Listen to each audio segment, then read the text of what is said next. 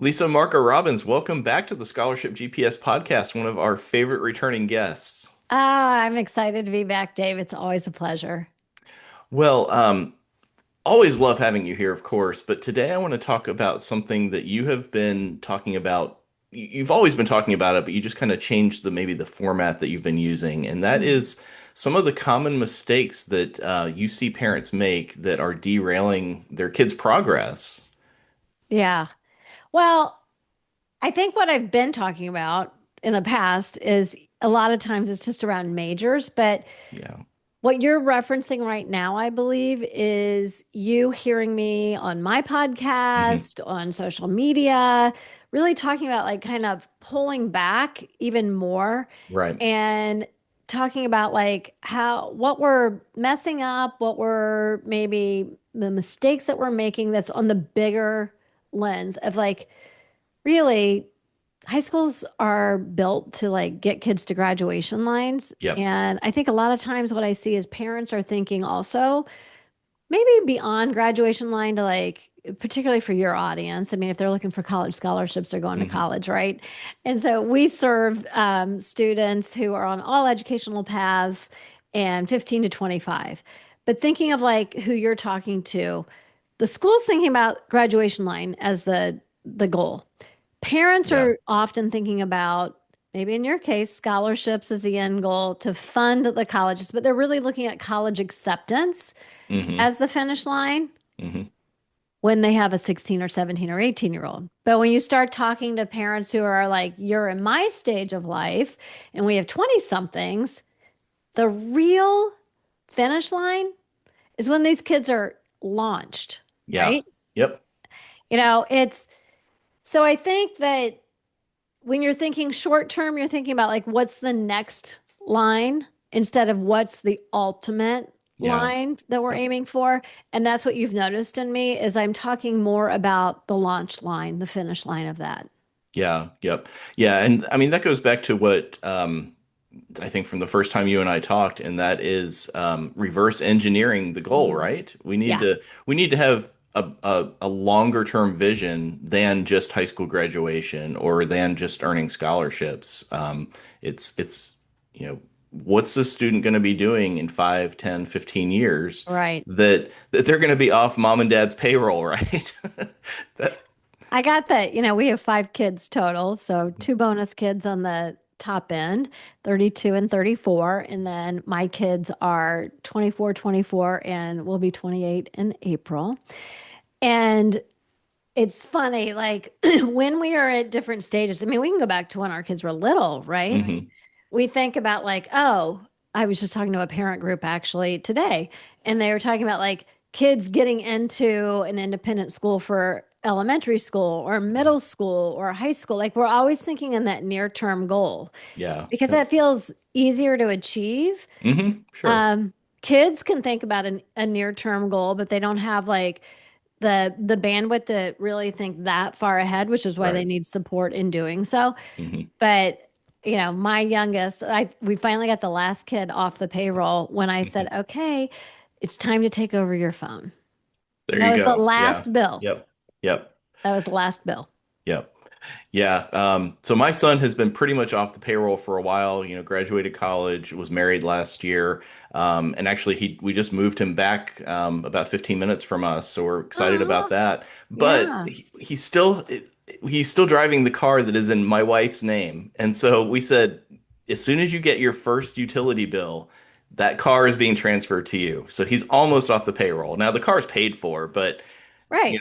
just one of those last things. So Well, I think what you're pointing to, and what sometimes when we're in that stage of parenting a teenager, is you're pointing to independence, right? I mean, the yeah. car's paid for. So somebody could say, like, why does it even matter? But psychologically, that's like another measure of independence. And honestly, it's something they can be proud of, right? It becomes Yeah. his Yep. responsibility to take care of that car, Hmm. get the next car for himself when it's Right. time. Yep. Yep. Um, all of those pieces. And so ultimately, it's like what we're really aiming for is independence and to know that they can take care of all those things Yep. and that they're happy. I mean, no matter how old the kids are, when I ask parents, like, I dig deeper beyond like scholarship money or college acceptance. Like, what do you really want? They just want their kid to be happy. Yeah. Yep. Exactly. Yep. Yeah. Well, you have identified three common mistakes that parents make as they're helping their kids to launch. So let's just kind of use that as a framework. You want to talk about Sure. mistake number one? I mean, in parenting, we make a lot of mistakes, Sure, right? sure. But these are like when it comes to this idea of how do we launch them into independence, they're standing on their own 2 feet, they're paying their bills, and they're happy and thriving, right? Yep. There's a lot that goes into that formula. And there's a lot of ways that they can mess it up or we could possibly not support them in the right way. But I've found that these, when it comes to you have to have a job to be able to pay all those bills to be Right. independent. And that's what I focus on is Hmm. career confidence. We have a career Yep. confidence framework, as some of your listeners might know. So what gets in the way of that? There's some really common ones. So the first one is like outsourcing, and this is rooted in a lot of it. As parents who are busy professionals Hmm. and we're busy raising families as well, it can be tempting to outsource some of these pieces, just like Hmm. I outsource cleaning my house or Right. mulching my yard or my plumber's coming next Wednesday, Hmm. right? But this is a big one. So the first place that they naturally look to outsource is really to schools, you Yeah. know, Yep. and it's only normal that we go like, oh, the schools are going to do the heavy lift here because after all, they're trained. Hmm. And most of our parents are not trained in these Yep. things. So they're trained, they're professionals. This is their in and out everyday life. So it's only natural for us to go like, okay, well, you probably have this covered. And we outsource to the schools, but going back to what I said before, the schools are viewing the finish line as a graduation line. Yep. Yep. You know, the schools, if they're a public school, they're getting a grade Hmm. by the state of some sort, depending on what state you're in. I'm in Ohio, that says, are you doing a good job of graduating your kids? Yep. Right. Nobody's checking to see like where they are in 1, 2, 5, 10 years. Exactly. Yeah. Yep. And so I've seen, we're allowing the schools to have false confidence that they Hmm. can get them there. Yeah. Yeah. Yeah. And I see that as well, even with some of the parents, who are working with me. Mhm. I am here as a resource and an expert. I would like to think I'm a scholarship Oh, expert, you are. but I am not a your kid expert. I can't Mhm. know as much about your kid as you do. No. Um, and just the level of success, there is a direct correlation. The kids who win the most scholarships are the ones whose parents are emailing me regularly and asking me questions and are involved in the process. Yeah. I always say that while the outcome that all of us want, whether it's the parent, the school, fair Hmm. enough, the you, me, the support teams, so, wrapping around the family, we're all working towards an outcome for the kid. Sure. However, the journey is a family journey, Yeah. right? Yep. It's a Yeah. family journey. And so Exactly. to fully outsource something to and I would say for both like what you do and what I do, the schools are not experts No, no, you're and correct. they measure success very differently. Hmm. And I get it. And they can't be experts. So I don't judge them. This is not from a place of judgment or Right. they're failing your kids because they simply can't with all the Hmm. mandates of what they have to accomplish Yep. academically. We're dealing with a lot of social, emotional health issues. Hmm. So it's not their fault. They just weren't built for this, and they don't have the niche expertise in areas like paying for college, Yeah. career clarity on majors and careers that fit, things like that. Yeah. Yeah. Yep. Love it.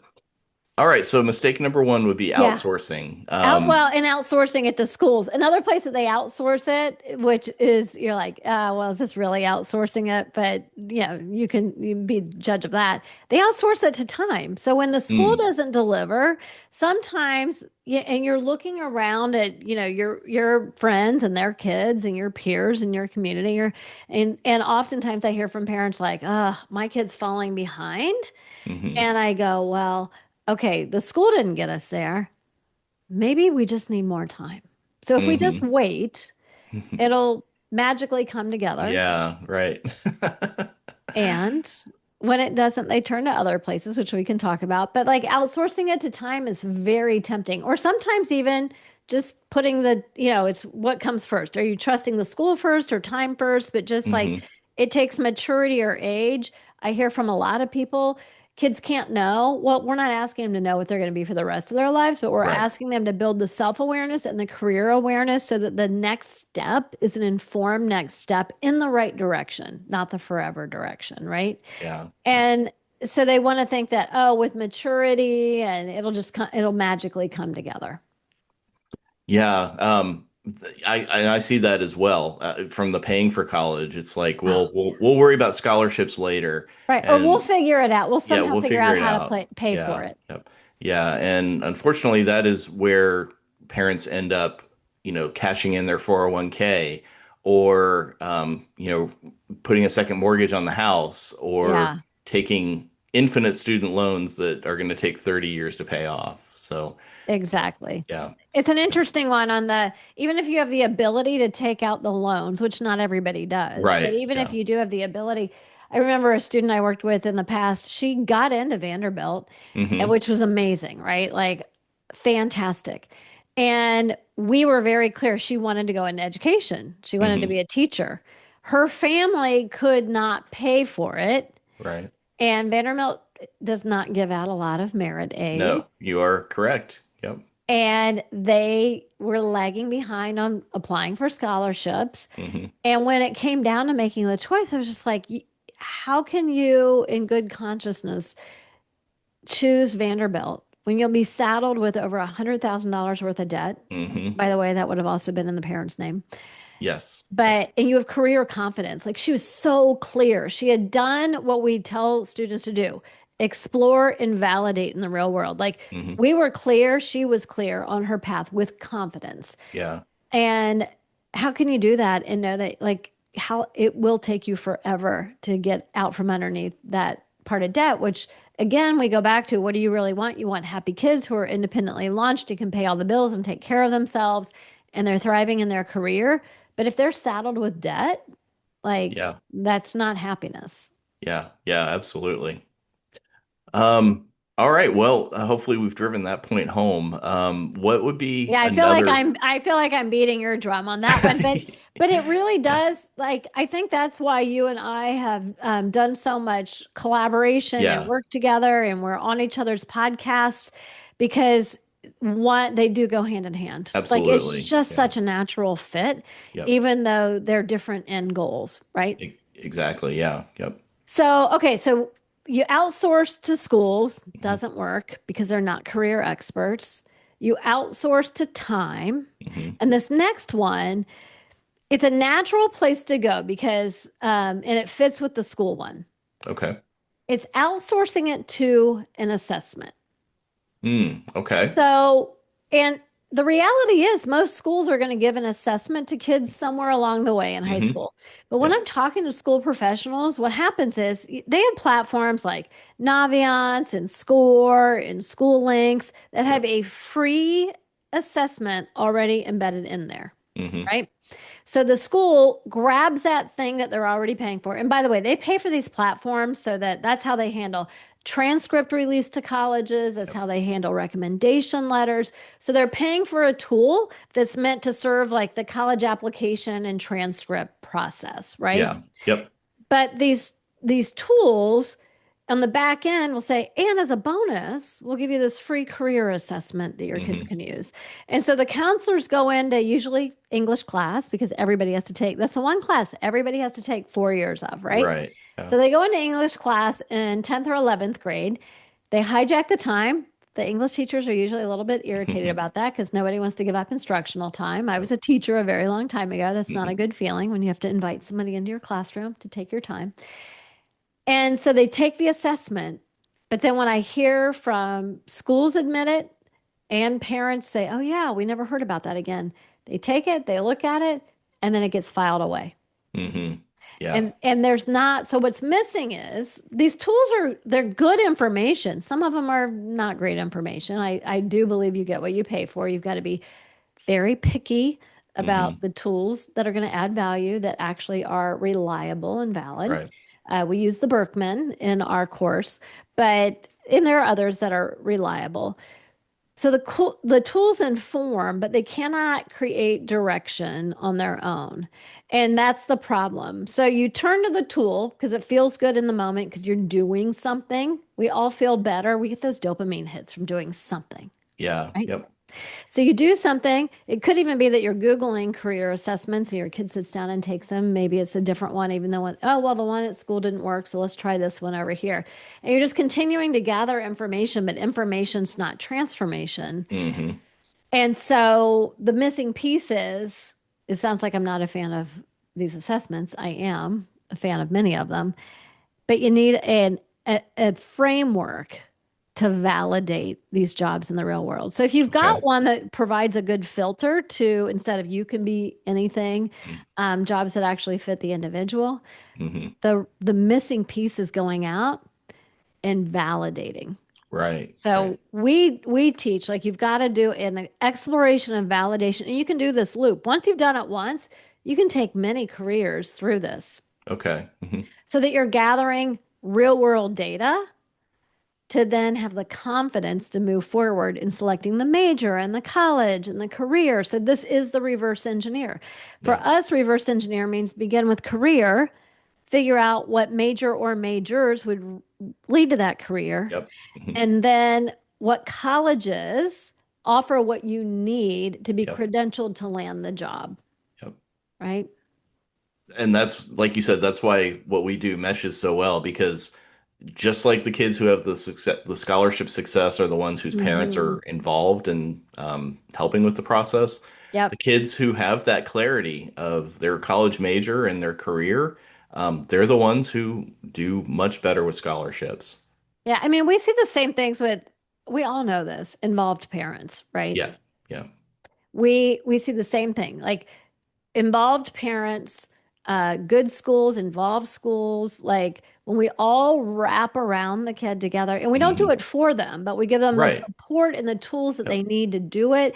As parents, we're asking the right questions, we're curating conversations at home to facilitate this. When you're just even having the conversation, it's giving some level of support. It's showing the importance of it. Yeah, yep, absolutely. And actually, I was just listening to one of our episodes a Yeah. little while ago, and one of the things we talked about was starting these conversations early, right? This is not a conversation that you start senior year of high school. No, no, no, no, no. That's why actually I have written a newsletter. I'm all about consistency. So I have written a newsletter that's gone out every Tuesday, and I know you're incredibly consistent with yours. I don't know how you do it on sending out a scholarship every day. It's amazing. But since May of 2021, I've sent a newsletter, and we've changed the format of that newsletter over the Hmm. years. We made a drastic change to it back in July. But the one thing that's never changed is I give a family conversation cue every single weekly newsletter Yeah, because I want it can be hard in the moment to go like, what should I say as a parent right now to facilitate the process and not come in directing it, but asking good questions. And so we give parents the questions to ask. that's awesome. So I love yeah, that. if anybody Yeah. wants the new, it's just at flourishcoachingco.com/newsletter. But yeah, we give you the language that is inquisitive instead of directive. Okay, I like that. Yeah, yep. Yeah, because otherwise it's putting the kid on the defensive, right? Yes. Yeah, yep. Well, I was just meeting with this parent organization that we're doing a group presentation with in April.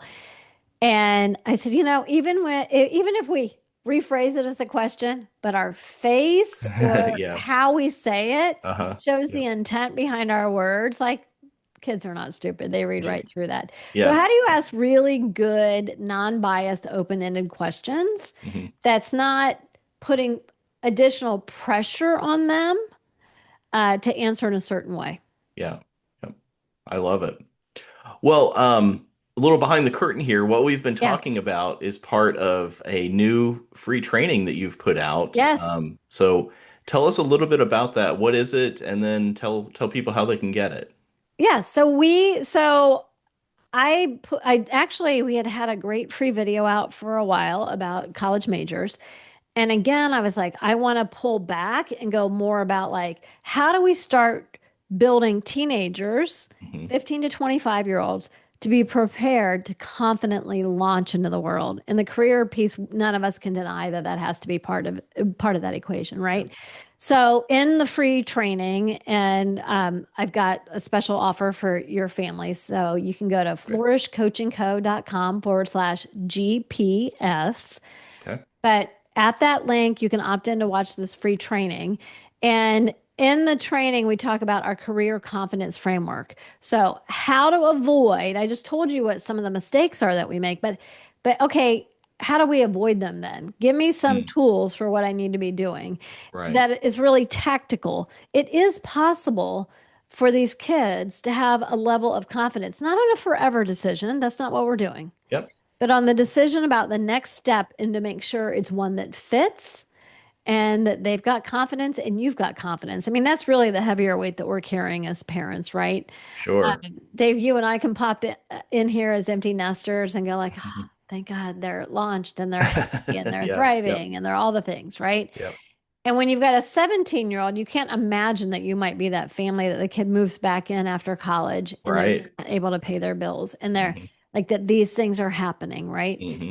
Yep. And so, really, it's not just about bringing relief and confidence to the student, but as parents, we want to have confidence that they're headed in the right direction. Yeah. And Yep. so, that's what we do in this video is show you like what you can do now so that whether that is in 7 years or 6 years or 3 years from now, that they're capable of standing on their own 2 feet and you're not carrying them along. They're not leaning into you and depending on you much longer than either of you thought, because Hmm. Yeah. ultimately that impacts everybody's next chapter of That's life. right. Yeah. Yep. Yeah. As you were saying that, Lisa, I was just thinking, I just said to you, we just moved my son back to our Yeah. area, but he's on his own. He's married. He has a fantastic job. He is, except for the car, all intents and purposes, riding solo or has left the nest. But one of his friends from high school is the exact opposite, and that kid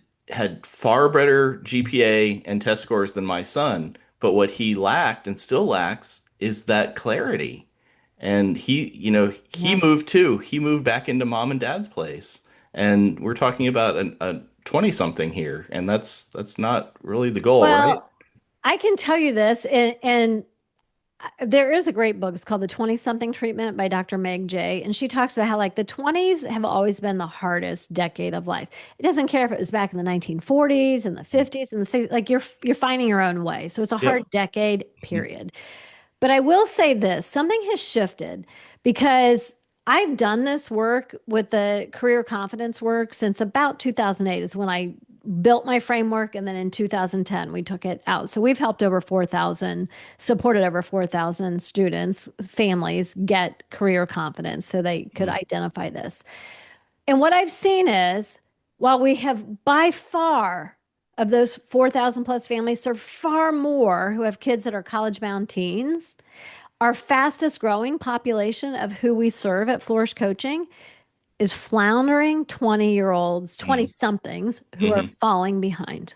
Yeah. Yep. And there are kids who I've got one from an Ivy that we're working with, could get into all the schools, do Yep. all the things, but Mhm. didn't have clarity. And right now, is actually, I would say, kind of like in a funk, kind of depressed because the peers are moving ahead Right. and now lacks the confidence to go out and do the thing. So, what we're doing is not just building, like, oh, this is what I want to do for that first job.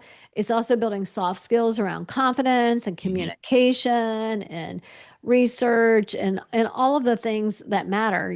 I've got a call next week with a kid who just graduated from the University of Dayton Mm. Okay. and has a great degree, has great skills, finance and data science, Hmm.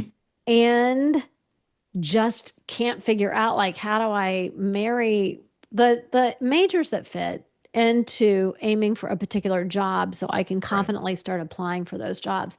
We're Hmm. just something's going on with these 20 somethings. You've got one, I've got three. I see it in their peers.